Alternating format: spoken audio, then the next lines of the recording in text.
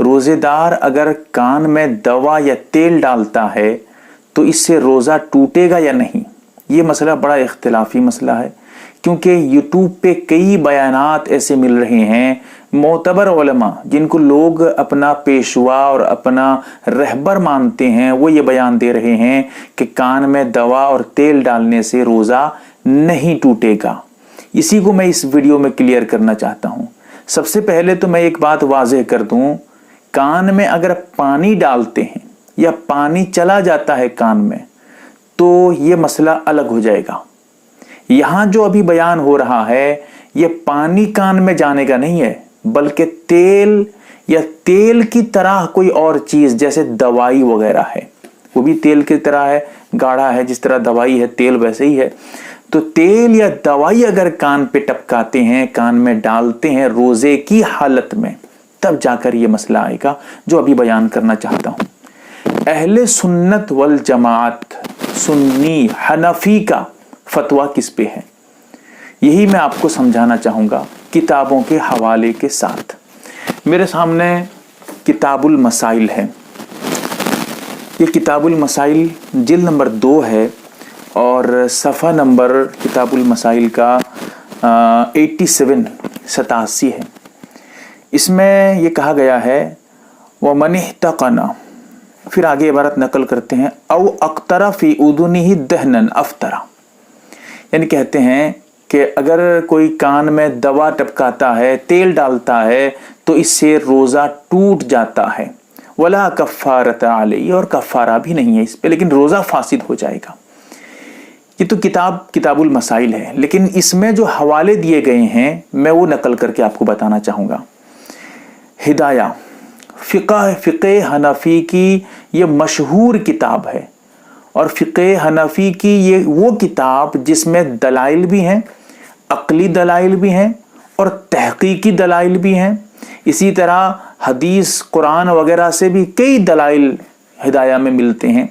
तो ये हिदाया का हवाला है, और हिदाया वो किताब है जिसमें आम इख्तिलाफ जो आज के दौर में देवबंदी बरेली वगैरह वगैरह का चलता रहता है, ये सब इख्तिलाफ नहीं है। इस किताब को हर मसलक वाले, हर अहले सुन्नत वाले, यानी हर वो मज़हब जो देवबंदी वाला हो या बरेलवी वाला हो या कोई और मसलक जो इसी के ज़िम्मे में आता है, हनफी अपने आप को कहलाता है, वो इस किताब को ज़रूर मानता है, क्योंकि ये किताब फ़िक़्ह हनफी की किताब है और बड़ी मोतबर किताब है। दरसे निज़ामी में भी ये दाखिल है। किताब हिदाया में जिल्द नंबर 1 सफ़ा नंबर 220 का हवाला दिया गया है इस किताब में। इससे पता चला कि अहले सुन्नत वल जमात हनफी के नज़दीक, अब देवबंदी नहीं कह रहा हूँ, अब बरेलवी नहीं कह रहा हूँ, और मैं तो यही हमेशा कहता हूँ भाई ये जो इख्तिलाफात हैं ये अलग इख्तिलाफात हैं, इनको आवाम के सामने उजागर करके, आवाम के सामने ये जो आपसी इख्तिलाफात हैं नेट पे बयान करके गैरों को मौका न दें कि वो इस्लाम पे हमला करते। गैर जब देखेंगे कि हम आपस में लड़ रहे हैं, आपस में मर रहे हैं, तो फिर गैरों को तो और मौका मिलेगा इस्लाम पे हमला करने का। इसीलिए आपसी इख्तिलाफ आपस में रखें, खुलेआम लोगों के सामने चैलेंज करके ये वो है काफिर है, ये वैसा है गुस्ताख रसूल वगैरह वगैरह, ये बड़ी ख़तरनाक चीज़ है, ये इस्लाम इससे कमज़ोर होता जाएगा।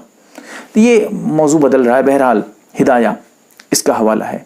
इसी तरह फतावा हिंदिया यानी इसका दूसरा नाम फतावा आलमगीरी, बड़ी मशहूर किताब है फ़िक़्ह की। फतावा की किताबों में फतावा आलमगीरी का नंबर बहुत आगे है।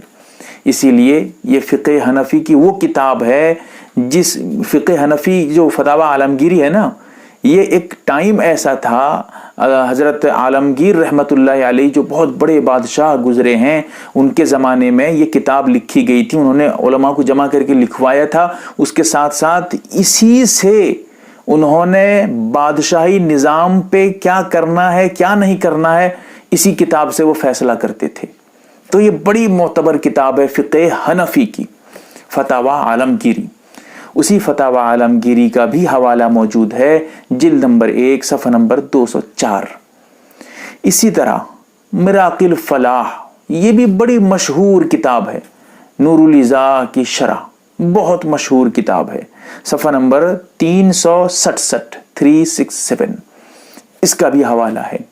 اسی طرح فتاوی خانیہ، فتاوی خانیہ یہ مختصر ہے، یہ اصل ہے قاضی خان، فتاوی قاضی خان۔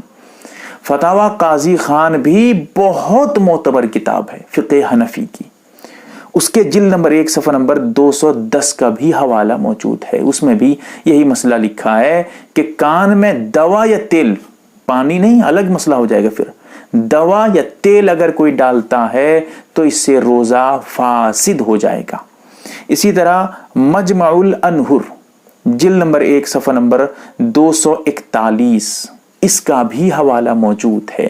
یعنی فقہ حنفی کی بڑی مشہور کتابیں، فتاوی کی کتابیں، اور اس کے علاوہ یہ تو چند کتابوں کے حوالے اس میں ہیں، ورنہ اور کئی حوالے جات موجود ہیں جن سے پتہ چلتا ہے فقہ حنفی کے اعتبار سے، حنفی فقہ کیونکہ حنفی اہل سنت والجماعت ہیں، تو اہل سنت والجماعت حنفی کے اعتبار سے فتویٰ یہی ہے کہ اس سے روزہ ٹوٹ جاتا ہے، روزہ فاسد ہو جاتا ہے۔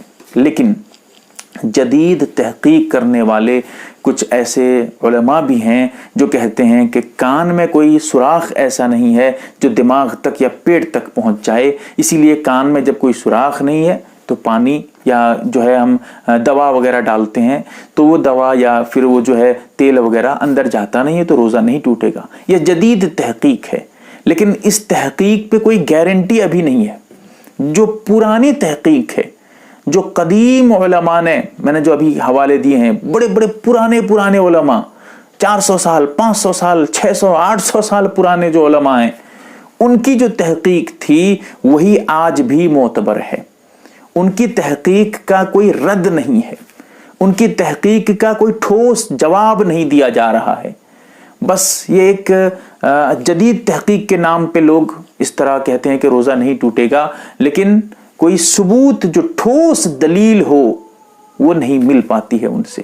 اسی لیے فتویٰ آج بھی قدیم جو پرانے علماء تھے انہی کے قول پہ دیا جاتا ہے، اور اختلاف سے بچنے کے لیے پرانے علماء کو ہی ہم آگے لاتے ہیں۔ اس کے ساتھ ساتھ پرانے علماء کی تحقیق جو ہوتی ہے وہ بھی ہماری نظر میں بڑی، کیونکہ ان کی تحقیق بڑی گہری تحقیق ہوتی تھی، اسی میں احتیاط کا بھی پہلو ہے۔ یعنی اگر روزہ ٹوٹنے نہ ٹوٹنے کا احتمال ہونے لگتا ہے، دونوں طرف کوئی ڈگمگ ہونے لگے، تو اب دیکھیں گے کیونکہ عبادت کا معاملہ ہے، اسی لیے احتیاط کس میں ہے؟ تو احتیاط اسی میں ہے کہ روزہ فاسد ہونے کا فتویٰ دیا جائے۔